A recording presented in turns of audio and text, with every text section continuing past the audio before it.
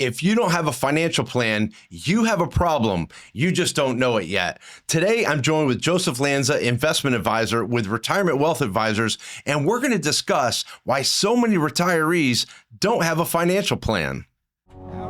Welcome to Farm Truck Financial, where wisdom and wealth ride shotgun. Join Eric Kearney, president of Retirement Wealth Advisors, who believes that the best kind of planning happens when four tires hit the road. So hop in. Today, we're talking about investment strategies that drive results. Farm Truck Financial, we're riding with. On today's episode, we're going to talk about Procrastination Nation and why retirees put off financial planning. So today, we see a study where only 33% of Americans have a financial plan. Joseph, that seems awful low to me. Absolutely, right? And we wonder, well, why are more people not preparing for retirement? Why are more people not taking care of financial planning? It's such a big deal and it's so long. Why is this? I think really we get inundated with life. We get busy. We have children. We want to make sure they're doing well and supporting them. They're going off to college. We get busy with work, and then we're taking care of our parents or other family matters. And before you know it, we're in our late 50s or early 60s, and we're like, oh, I should probably start thinking about retirement. What do I need to do in order to get to that point?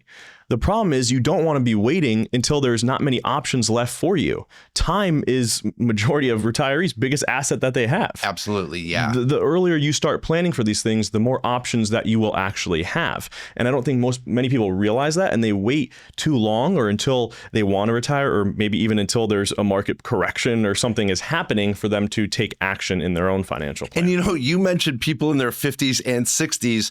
I kind of say like there's not enough people in their 50s that are worried about it, right? I mean, It literally is their 60s, and then they're like, oh yeah, I got to do this thing.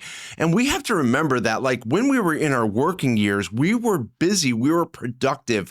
We understood what guidelines were, deadlines, we had structure, we had to do planning. We had to work, and for that, we made a paycheck, right? And so we understood that planning through all of this benefited everyone. We got paid, we put money into a 401k, we were able to raise our family, go on vacations, do things that we really wanted to do. We appreciated the structure back then, but we don't appreciate the structure of a financial plan for an event that's going to last 25 to 30 years. Right.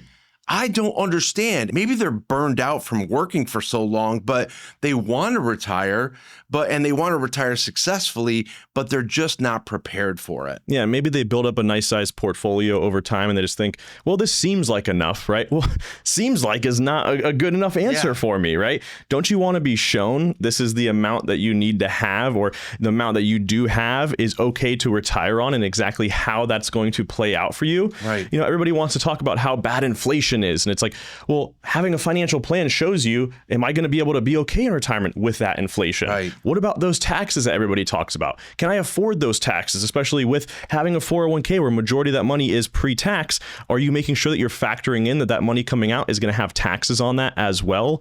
How do we make this money last 25, 30, 35 years into the future? And again, where's that monthly paycheck coming from now? We're always very worried about it when we're working, but then when we retire, one of the biggest questions that I think we receive a lot of times is, well, where does my income come from? Yeah. How do I actually go about generating income from my portfolio? What does that look like? Which accounts do I take from first, and why? And so the financial plan ultimately answers all of those questions. And again, the earlier that you start doing that, the more options you have in that financial plan. And it's so crazy what they're missing out on. If there is no financial plan, there is no income plan, there is no tax plan. And so really the structure of that entire financial plan is failing because we're not starting off at the top. And so nobody has ever come into the office and said, hey, Eric, I already have my tax plan done. I just need a financial plan. It's never that way, right? Because you literally start off at the top with, what are your goals and objectives? What are you spending? You're answering all these questions, and it's funneling down to actually what you need. So everybody assumes, right? Well, if I get to a certain number, I'm good. That's just not true. One of my gripes is people have a certain number in their head that they'll hear from their neighbor or somebody in their family. It's like, oh, well, you have to have at least $1 million to retire, or, $2 million is the new $1 million retirement, whatever this ridiculous number is. And the reason I don't like this is because it makes us start comparing our situation to other situations. Your number is going to to be specific to your situation, what you need out of retirement. How you get to that number is by crafting your very own personalized financial plan. Absolutely. So next up, what is in the financial plan and why it's going to benefit you? Stay tuned. You know who has one of the toughest retirements? Procrastinators. You keep telling yourself, yeah, I'm going to get to that. But after months turn into years, you realize that time is one investment you can't buy back. The earlier you start, the longer your money works for you. Stop letting someday steal your future. The best time to start was yesterday. The next best time is right now. Don't let procrastination be the reason you work longer and retire smaller. Call us today for a complimentary review of your finances. And remember, you only retire once. So let's get it right the first time. So what happens when you don't have a financial plan? Let's get into that right now, Joseph. What do you think the struggles are for people? I mean, I think one of the biggest things that a financial plan helps us do is not make those irrational decisions, right? A financial plan means that things are very methodical, right? So if you have that financial plan, you're less likely to make those panic decisions. Because wouldn't you say that, having a financial plan makes you have strategic withdrawals, not necessarily reactive withdrawals? Yeah. You want to be more strategic. Unfortunately, we're seeing where people are being more reactive. And so what they're doing is they're making very quick, very chaotic, very irrational decisions, often emotional decisions. And so these can sometimes cause long-term damage. And that's really what we're seeing. So it might fix something today, but we're really looking at 3, 5, and 10 years down the road. Now, all of a sudden, when you're strategic, it's well planned, it's thought out. You're going through different scenarios and you're saying, look, for every action, there's a reaction. When you're strategic, it is built for a longer mission, a more difficult mission. So think about when you're climbing a mountain, what do you want to put in your backpack, right? Because you're going on a long mission. This thing has to be well thought out for 25 and 30 years. That's strategic. And I think that what people have to realize is that responsibility is on us. You just have to get the information to us, and then we are strategic for you instead of being reactive. Yeah, because it's an overwhelming process, right? The fact of the matter is that every decision you make in retirement can affect other facets of your retirement life, right? Even for years and years to come. The goal of the financial plan is to lay out exactly what those decisions are going to affect and how they're going to affect you 10, 15, 20, even possibly 30 years in the future. One of the biggest things that people struggle with is retirement has changed significantly over the last 30, 40 years. Yeah. And a lot of times with behavioral finance, with our money, we are raised a certain way. We see our parents handling money, and that is how, at our core, we want to handle money as well. But when the retirement landscape changes, that kind of shakes things up, right? I mean, look at what pensions have done, okay? Back in the 80s, over 50% of employees had a pension. That was everybody's financial plan. Right. What financial plan did you need? I have a pension. I'm going to be fine. The stock market really wasn't what it is today. It was really more for the suits and the ties to get invested in the stock market. Now today, only 15% of employees have pensions. What does that mean? Well, now employees have to rely on a 401k that you have to contribute to. You have to set up that asset allocation, meaning you have to understand how that's invested. How do they even know what it should be invested in? Yeah. It's not like, your job is appointing somebody to you. Hey, this person's going to tell you exactly how this should be invested or how to figure this out. It's on you to decide when you should retire, what that account should be valued at. But then also, how do you know how to take income from that account? Right. How do you know how much to actually pull out, or how can you confidently say this account can last me 30, 35 years in retirement? And we all say we're going to spend less, but we're not spending less. We spend differently. No, right? It's one of the biggest misconceptions. We talk about it all the time, right? All the time. It's so frustrating. Oh, I wouldn't put that down. I'm going to spend less in retirement. No, you're not. Right. And we've said it. Every day is Saturday in retirement. What do you typically do on the weekends, right? You have free time. You're fixing things up around the house. Where are we going to go to eat? What are we going to do today that's fun? Every day is going to be like that in retirement. And if you're a couple, it's like that for you and your spouse. How are you going to fill up that 40 hours of free time? Most people are going to do that with hobbies and activities that are not necessarily free. And so you want to make sure that you're being realistic with yourself, because at the end of the day, you're only lying to yourself if you're saying, oh, I'm not really spending that much money. You don't want to put handcuffs focus on yourself. You want to truly understand what your lifestyle looks like so you can see accurately how that's going to play out in your financial plan. Yeah, and the funny thing is, it's not just spending, right? When it comes to time, you gain time, but you also lose structure. We've always had structure when we were working.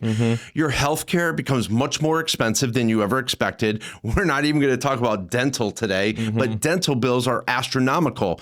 And when it comes to your taxes, they only become more complicated. So this is one of the things that the financial plan is really integrating into your life. And again, if you don't have a financial plan, you have a problem. You just don't know it yet.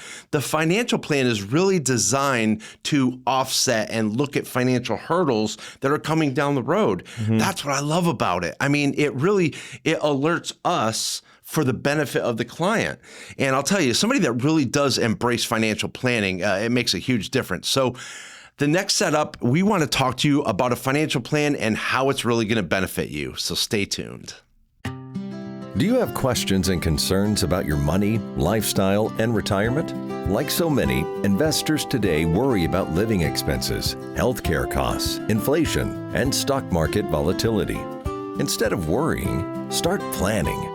Eric Kearney and his team at Retirement Wealth Advisors want to sit down, get to know you, and start to build a plan that matches your vision and goals. Let's have a real conversation about what's important to you and how we get there. We'll help build you a plan based on your goals, lifestyle, and income needs, with financial clarity over complexity. Call us today for a farm fresh second opinion. Remember, you only retire once, so let's get it right the first time.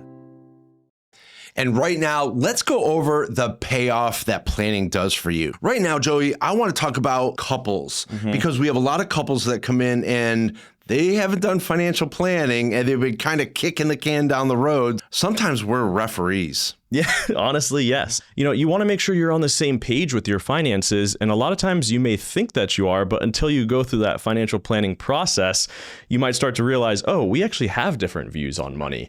They think about investments one way, and I think about investments another way. Also, a lot of couples, and this is just naturally happens in a relationship, one person starts to become they're the finance person. Yeah. I'm the spender. They tell me how much I can spend, vice versa, right? But it doesn't seem that there's ever a time where couples can really come together and say, okay, let's make sure we both understand this. Right. Let's not just put this off on the other person in that relationship to take care of it. Let's make sure that we're both understanding this. And the reason that that's important too is one of the biggest fears that a lot of retirees have is, hey, I just want to make sure that my spouse is going to be taken care of. God forbid something happens to me. That's one of the biggest payoffs with financial planning.